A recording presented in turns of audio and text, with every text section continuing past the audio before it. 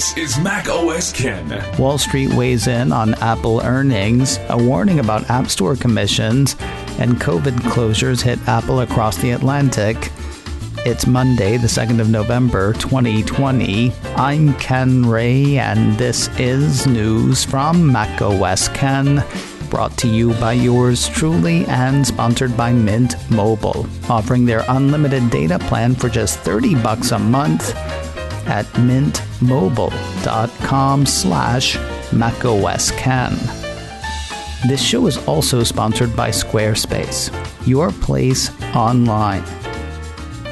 I believe in Squarespace. Squarespace is great for building a website. No experience required. I had my first site up within a couple of hours. It's one of the reasons I believe in it. Just because it's easy to use, though, doesn't mean it's not powerful. I've heard from people who have been amazed at the uptick in their traffic when they switched to Squarespace and put its search engine optimization tools to work. Now, Squarespace has been a sponsor of Mac OS Ken for years, for which I am grateful. Here's the thing, though. When anybody says that they want to build a website, from fellow podcasters to family members to anybody else along the way, when anybody tells me they need to build a website, I tell them about Squarespace. Find out why for yourself. Go to squarespace.com/macOSKen for a free trial. And when you're ready to launch, use the offer code MacOSKen to save 10% off your first purchase of a website or domain. Start your free trial today. And when you're ready to launch, use the offer code MacOSKen to save 10% off your first purchase of a website or domain at squarespace.com/macOSKen. And a big thanks to Squarespace for sponsoring today's show. Apple's 4Q results and color for the quarter ahead led to a few move needles among financial folk. Over at Apple 3.0, Philip Elmer DeWitt did that thing he does, gathered parts of notes and tossed them up for all the world to see. Here now, parts of those parts. D.A. Davidson analyst Tom Forte thinks other analysts are underappreciating iPhone 12's 5G-ness. He's got a buy rating on Apple shares. He used his note to up his price target on the shares from $120 to $133. Rather than being disappointed by iPhone sales in the September quarter, Raymond James analyst Chris Casso noted the revenue growth Apple managed due to exceptional growth in iPads, Macs, wearables, and services. Now we get the new iPhones. That 1, 2, 3, 4, 5 combo led Casso to keep his outperform rating on Apple shares and raise his price target on the shares from $120 to $140. Swinging things a few bucks the other way was BofA Merrill Lynch analyst Wamsi Mohan. A modest beat in September and a qualitative revenue guide for December is likely to temper near-term enthusiasm in his estimation. 3 points temper his enthusiasm. 1, upside to the December quarter is limited given the later launch of iPhones and potential supply constraints. 2, iPhones grow marginally in the December quarter despite carrier incentives, which could moderate by the March quarter. And 3, March quarter upside comes at the expense of the December quarter, not materially changing the year. Mr. Mohan maintains a neutral rating on Apple shares. He used last week's note to lower his price target on the shares from $140 to $135. Though neutral on the shares, UBS analyst David Vogt had an interesting headline to his note, "Much ado about nothing. Focus on first quarter outlook despite mixed fourth quarter 20 results." He's got a price target on the shares of $115. Wedbush analyst Daniel Ives had a similar take. Headline beat with iPhone revenue falling short. Focus on iPhone 12 trajectory. He's got an outperform rating on the shares and a price target of $150. all signs point to a supercycle, according to Morgan Stanley analyst Katie Huberty. She's got an overweight rating on Apple shares and a price target of 136. Piper Sandler analyst Harsh Kumar's headline, "Walked away confident, iPhone 12 ramp coming." He's got an overweight rating on Apple shares and a price target of 135. Evercore ISI analyst Amit Daryanani, "Ignore the noise as iPhone units will be stronger for longer," says his headline. He's got an outperform rating on Apple shares and a price target of 135. And finally, Citi analyst Gentleman Jim Suva was disappointed that Apple didn't actually offer guidance, though not enough to change his own stance on the shares. Quoting his note, "We fully understand the prior 2 quarters when society was largely locked down due to COVID-19. However, our view as society is gradually getting back to a new normalcy with retail stores, schools, and on-site work locations gradually reopening. So we are a bit surprised Apple did not give an outlook." Surprised, not horrified. He kept his buy rating on Apple shares and his 12-month price target of $125. It's worth noting, a number of analysts expressed something between surprise and disappointment at Apple's lack of, according to Hoyle, guidance. While that seems like a lot, lots of analysts had lots more to say. If you want to keep up with the financial front, you can do a lot worse than Philip Elmer DeWitt's Apple 3.0. Working through the weekend was Evercore's Daryanani. After his initial reaction, another post from Apple 3.0 had ad rock pouring over Apple's Form 10-K, filed along with last week's earnings. While Apple execs said on last week's call that initial data showed strong interest in iPhone 12, that doesn't seem to have come as a giant surprise to the company. One of Daryanani's key takeaways from the 10-K, off-balance sheet purchase commitments were up 12% versus September 19. The increase points to strong iPhone expectations, and commitments are now higher than the previous peak in September 18. In other words, Apple's bought lots of parts to make lots of iPhones. One assumes that's because they expected strong interest. While Evercore's Daryanani found fun stuff in Apple's required filings, Bloomberg has found something less than fun. You know those commissions Apple gets from sales or subscriptions made through the App Store? Yeah, it turns out that money goes to Apple. Reduce the commissions and Apple gets less money. iDownload blog highlights that report, which has Apple warning of a possible hit to its bottom line. The piece has Apple pointing out that any change to the App Store fees would result in a material negative impact for the company's financial earnings moving forward. Fun fact, if you take away some of the money Apple makes less money. Bloomberg had Apple telling investors if the rate of the commission that the company retains on App Store sales is reduced, or if it is otherwise narrowed in scope or eliminated, the company's financial condition and operating results could be materially adversely affected. I guess we're a decent distance from that 30% just covering Apple's cost. Apple set to take another series of hits in England and France. We'll start in the Hexagon, where 9 to 5 Mac's Michael Stieber says a number of Apple stores have once again gone dark. On Wednesday, the piece says, the president of France announced new lockdown measures set to begin on Friday and last through the 1st of December.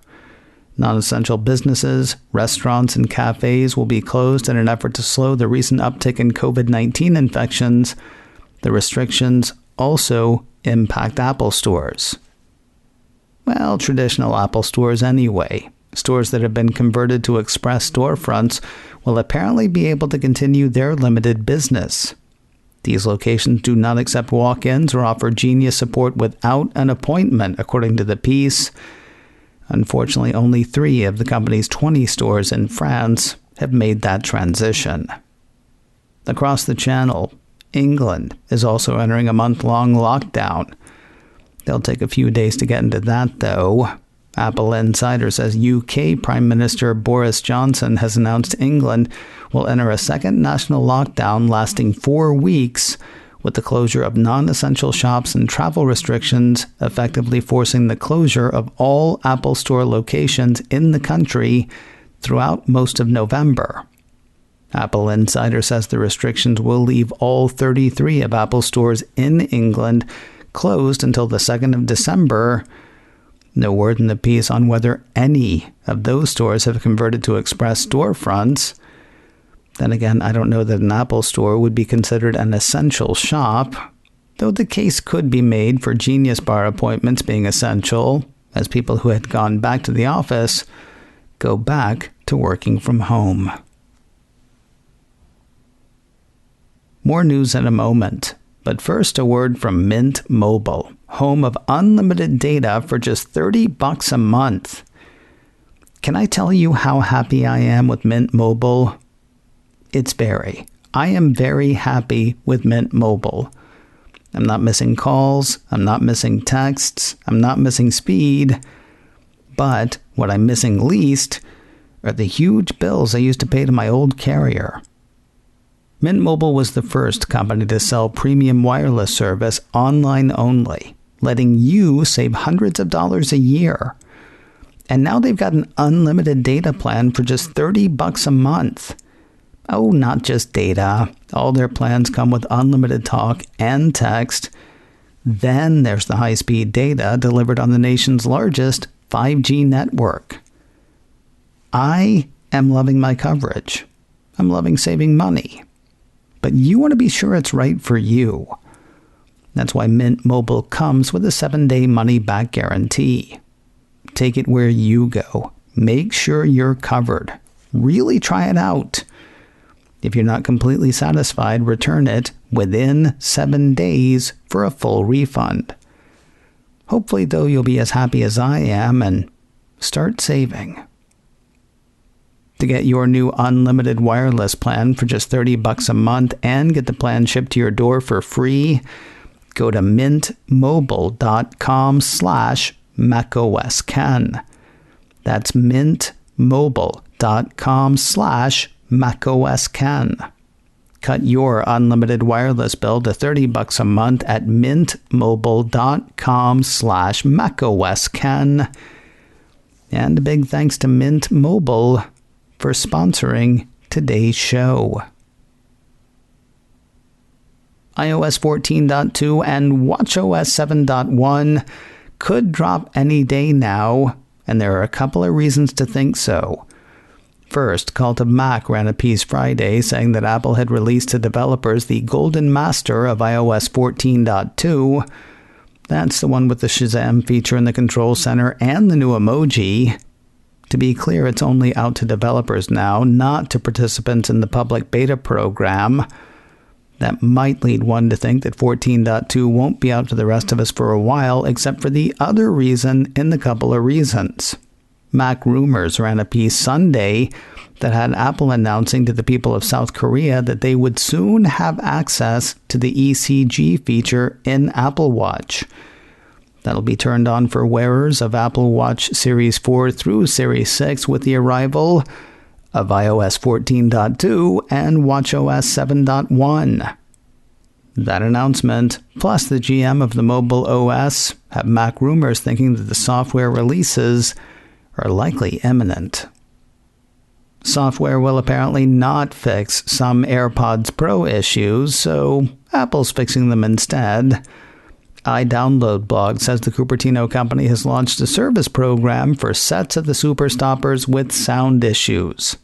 Apple says a small percentage of AirPods Pro may experience the following: crackling or static sounds that increase in loud environments with exercise or while talking on the phone, and active noise cancellation not working as expected, such as a loss of bass sound or an increase in background sounds, such as street or airplane noise.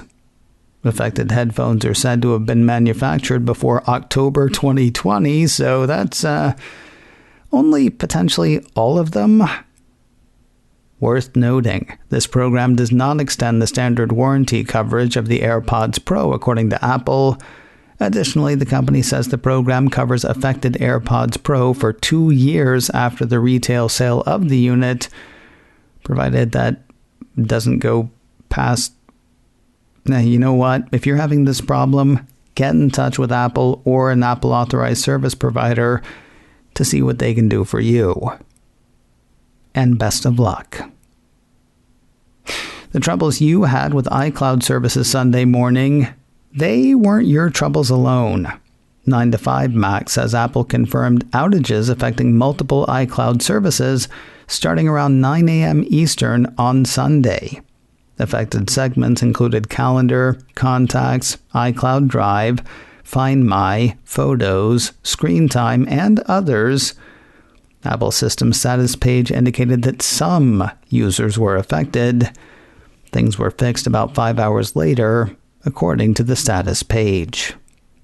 The Adam Scott, Patricia Arquette Apple TV Plus series Severance has picked up another big name.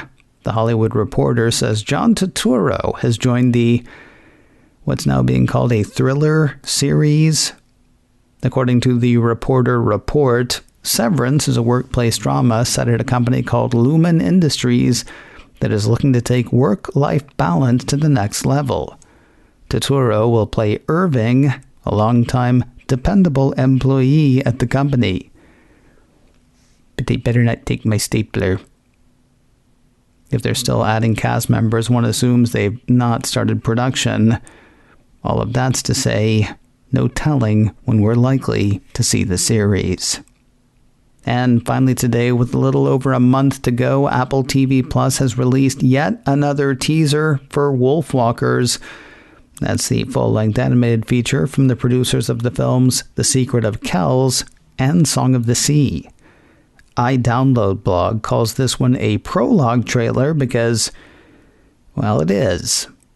The voice of one of the film's characters explains the world into which our main characters are walking, one of whom will eventually be wolf-walking. The trailer says the film will show in theaters soon, though that sounds incredibly uncomfortable. It's set to hit Apple TV Plus on Friday, the 11th of December. If you want to see the prologue trailer before you see the film, you can do so now on YouTube. No in a few minutes today, but there is something else I would love for you to check out. For the past several weeks, I've been going live in the afternoon. macOS Can Live happens for all the world to see at 3:30 Pacific, 6:30 Eastern on my YouTube channel, youtube.com/kenray. Doing that later today, and I would love to see you there. However, if you can't make it, I do turn the whole thing into an audio podcast as well. Just look for macOS Can Live wherever you get podcasts. Subscribe, and please enjoy the show.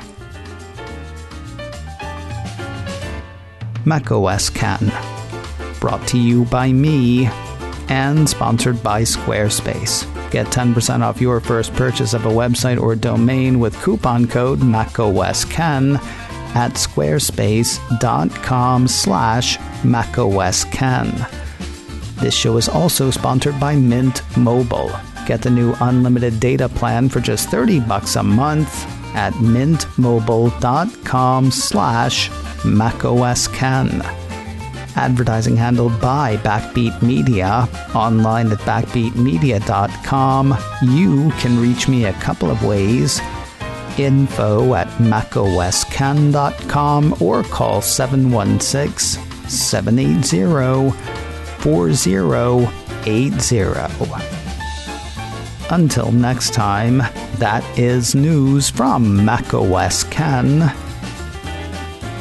I'm Ken Ray.